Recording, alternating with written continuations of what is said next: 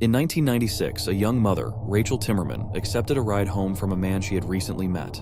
But when they reached her house, he didn't stop. Instead, he ordered his nephew and friend out before speeding off to an isolated road where he assaulted Rachel. Desperate to escape, she pretended to enjoy it and convinced him to return to her house, where she quickly locked him out. Enraged, he pounded on the door, threatening to harm her daughter if she told anyone. When Rachel pressed charges, the man, Marvin Gabrian, retaliated by accusing her of drug use while on probation. She was sentenced to 5 months in jail. 9 days later, Marvin was arrested for the attack on Rachel, but the terror wasn't over.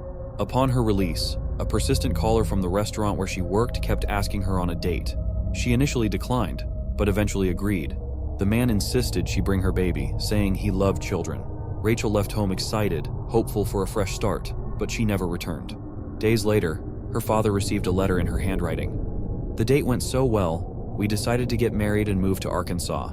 He was suspicious, but wanted to believe it was real. Until 2 fishermen made a grim discovery: Rachel's body, bound in chains and weighed down with cinder blocks at the bottom of Oxford Lake.